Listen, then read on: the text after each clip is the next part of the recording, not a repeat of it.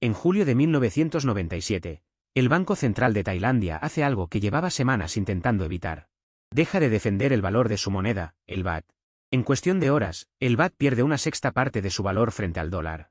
En semanas, los inversores internacionales entran en pánico y empiezan a retirar su dinero no solo de Tailandia sino de toda la región. Filipinas, Malasia, Indonesia, Corea del Sur. Países que llevaban años siendo celebrados como milagros económicos, los tigres asiáticos, descubren que los cimientos de su prosperidad son mucho más frágiles de lo que nadie creía. Un año después, en septiembre de 1998, un fondo de inversión dirigido por 2 premios Nobel de Economía está al borde de la quiebra. Sus pérdidas son tan grandes que amenazan con desestabilizar el sistema financiero mundial. Cada crisis tiene una lección. Pero a veces la lección se olvida antes de la próxima crisis.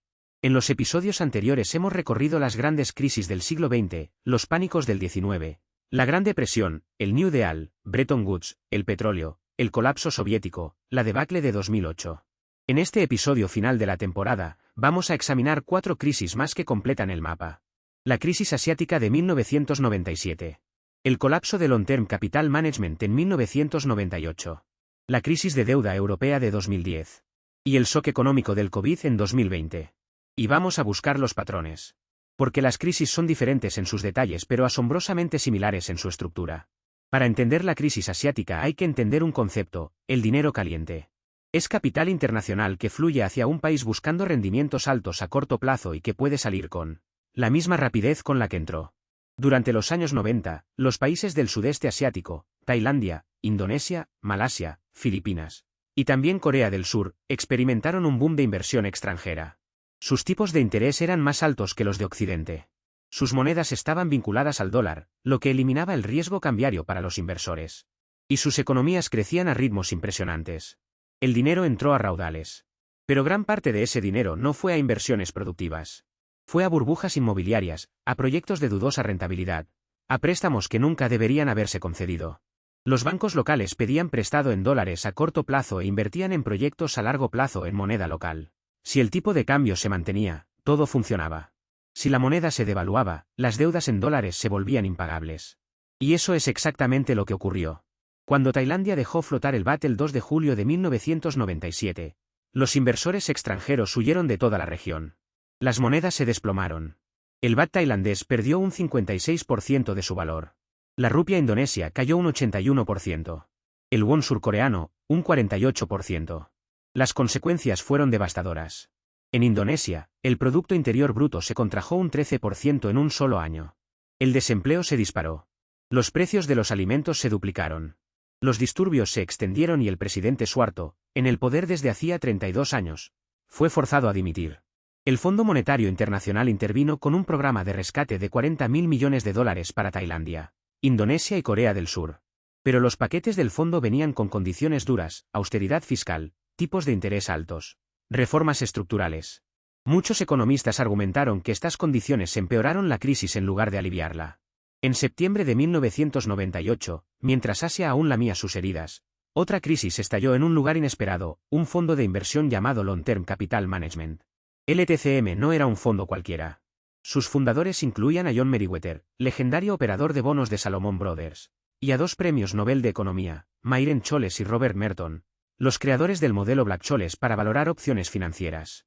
El fondo usaba modelos matemáticos sofisticadísimos para identificar pequeñas discrepancias en los precios de los bonos y apostar a que esas discrepancias se cerrarían. Las ganancias de cada operación eran minúsculas, pero LTCM las amplificaba con un apalancamiento descomunal. A finales de 1997, el fondo mantenía unos $30 de deuda por cada dólar de capital propio. Los primeros años fueron espectaculares. Rendimientos del 20% en 1994, del 43% en 1995, del 41% en 1996. Entonces, en agosto de 1998, Rusia devaluó su moneda y dejó de pagar su deuda. Los inversores de todo el mundo entraron en pánico y buscaron los activos más seguros. Las pequeñas discrepancias de precio en las que apostaba el LTCM, en lugar de cerrarse, se ampliaron enormemente. El fondo perdió el 44% de su valor solo en agosto. Con un apalancamiento de 30-1, esas pérdidas significaban la quiebra. Y la quiebra de LTCM amenazaba con desestabilizar a todos los grandes bancos del mundo, que eran sus contrapartes en miles de operaciones. La Reserva Federal organizó un rescate. No puso dinero público, pero reunió a 14 bancos y firmas de inversión que aportaron $3.600 millones para evitar el colapso. El fondo fue liquidado ordenadamente. La lección era clara: los modelos matemáticos no eliminan el riesgo. Lo ocultan. Cuando los mercados se comportan de formas que los modelos no anticipaban, las pérdidas pueden ser catastróficas. Y el apalancamiento excesivo convierte cualquier problema en una crisis existencial. 10 años después, en 2008, la misma lección tendría que aprenderse de nuevo. A una escala mucho mayor. En octubre de 2009, el nuevo gobierno de Grecia reveló que su déficit presupuestario era del 12,5% del Producto Interior Bruto, más del triple de lo que el gobierno anterior había declarado. La deuda pública superaba el 110% del PIB. Las agencias de calificación rebajaron la deuda griega a bono basura. El mercado cerró el grifo del crédito. Y lo que podía haber sido la crisis de un pequeño país mediterráneo se convirtió en la mayor prueba de supervivencia del euro como proyecto. Porque Grecia compartía moneda con Alemania, con Francia, con los Países Bajos. No podía devaluar su moneda para recuperar competitividad, como habían hecho Tailandia o Argentina. Estaba atrapada en una unión monetaria sin unión fiscal. La llamada Troika, la Comisión Europea, el Banco Central Europeo y el Fondo Monetario Internacional, organizó rescates sucesivos: 110.000 millones de euros en 2010, 130.000 millones más en 2012, un tercero en 2015. A cambio, Grecia implementó una austeridad brutal. Recortes masivos del gasto público. Subidas de impuestos. Reducción de pensiones y salarios públicos. El Producto Interior Bruto griego se contrajo un 25% acumulado entre 2009 y 2015. El desempleo alcanzó el 27,5%. Entre los jóvenes, superó el 60%. La crisis humanitaria fue real: hospitales sin suministros, comedores sociales desbordados, suicidios en aumento. El debate sobre si la austeridad era la respuesta correcta dividió profundamente a Europa y al mundo académico. La posición alemana y del Fondo Monetario Internacional, al menos inicialmente, era que Grecia había gastado demasiado y tenía que ajustar. La posición keynesiana era que imponer austeridad a una economía en recesión solo profundizaba la recesión, creando un círculo vicioso donde los recortes generaban menos ingresos fiscales, lo que generaba más déficit, lo que generaba más recortes. Irlanda, Portugal, España y Chipre también necesitaron asistencia. La crisis demostró que una unión monetaria sin mecanismos de solidaridad fiscal era inherentemente inestable. Y que la línea entre crisis financiera y crisis humanitaria puede ser muy delgada. En marzo de 2020, algo que ningún modelo económico había anticipado detuvo la economía mundial. No fue una burbuja ni un pánico financiero. Fue un virus. Para frenar la propagación del COVID, gobiernos de todo el mundo ordenaron el cierre de negocios, la cancelación de viajes y el confinamiento de sus poblaciones. La actividad económica se desplomó de un día para otro. En Estados Unidos, el Producto Interior Bruto cayó a una tasa anualizada del 30% en el segundo trimestre de 2020. En abril, se perdieron más de 20 millones de empleos. Las solicitudes de prestaciones por desempleo pasaron de 256.000 semanales a 6 millones en 2 semanas. Cifras que parecían imposibles. La respuesta fiscal fue sin precedentes. Estados Unidos aprobó paquetes de estímulo por valor de más de $5 billones. Cheques directos a los ciudadanos. Ampliación masiva de las prestaciones por desempleo. Préstamos perdonables a empresas. El déficit presupuestario se disparó al 16% del PIB, el más alto desde la Segunda Guerra Mundial. El Banco Central Europeo, la Reserva Federal y otros bancos centrales inyectaron liquidez a una escala que habría sido inconcebible antes de 2008. Los tipos de interés se mantuvieron en cero o por debajo de cero. Se compraron billones en deuda pública y privada. La recuperación fue sorprendentemente rápida en términos macroeconómicos. Pero dejó heridas. La inflación que siguió en 2021 y 2022 fue, en parte, consecuencia del estímulo masivo combinado con las disrupciones de las cadenas de suministro. Y el debate sobre si la respuesta fue excesiva, insuficiente o simplemente diferente de lo que habría debido ser sigue abierto. Si algo demuestra esta temporada es que las crisis financieras, a pesar de sus diferencias, comparten una estructura reconocible. Primero, un periodo de euforia. Crédito fácil. Precios que suben. La convicción de que esta vez es diferente. Que las viejas reglas ya no aplican. Segundo, el apalancamiento excesivo. Pedir prestado para invertir amplifica las ganancias durante la subida y las pérdidas durante la caída.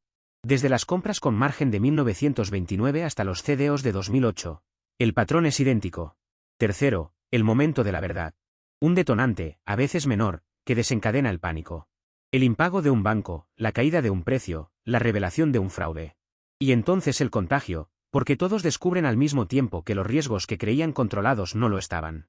Cuarto, las consecuencias sociales. Desempleo. Pobreza. Pérdida de ahorros. Desconfianza en las instituciones. Las crisis financieras no son eventos abstractos. Son millones de historias individuales de sufrimiento. Y quinto, la respuesta y la reforma. Nuevas regulaciones. Nuevas instituciones. Nuevas promesas de que no volverá a ocurrir. Hasta que el recuerdo se desvanece, la regulación se relaja, y el ciclo empieza otra vez. Hay una asimetría cruel en las crisis financieras.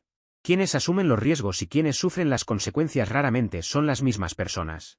En la crisis asiática, los ejecutivos de los fondos de inversión internacionales que sacaron su dinero perdieron un porcentaje de sus carteras. Los trabajadores tailandeses e indonesios que perdieron sus empleos perdieron todo. En la crisis de deuda europea, los bancos franceses y alemanes que habían prestado irresponsablemente a Grecia fueron protegidos. Los jubilados griegos que vieron sus pensiones recortadas a la mitad no lo fueron. En la pandemia, las empresas tecnológicas vieron sus beneficios dispararse mientras los trabajadores del sector servicios, los repartidores, los camareros, los dependientes, sufrían los confinamientos de forma desproporcionada. Cada crisis recuerda una verdad incómoda: la economía no es un juego simétrico. Los riesgos no se distribuyen equitativamente. Y las reformas que siguen a las crisis, por bien intencionadas que sean, tienden a proteger primero a quienes ya están protegidos.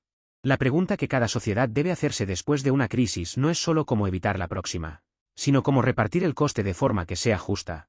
Y esa es una pregunta que ningún modelo matemático puede responder. 4 ideas para llevaros de este episodio. Primera, la crisis asiática de 1997 demostró los peligros del dinero caliente y de vincular monedas al dólar cuando los fundamentos no lo justificaban. El contagio devastó a los llamados tigres asiáticos en semanas. Segunda, el TCM mostró que los modelos matemáticos más sofisticados no eliminan el riesgo, especialmente cuando se combinan con apalancamiento extremo.